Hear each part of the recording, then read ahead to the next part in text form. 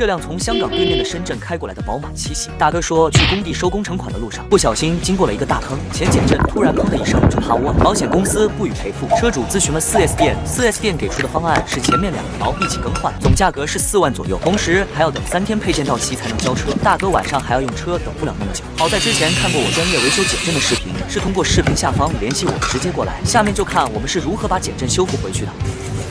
视频创作鼓励都看到这里了，能不能点个赞鼓励鼓励，给师傅前进的动力？已经没有多少人愿意干这又脏又累的活了。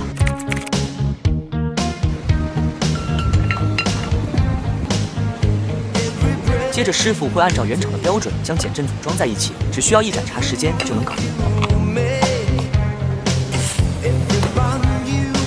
这样的维修我们收不到换新的1/10，你们觉得合适吗？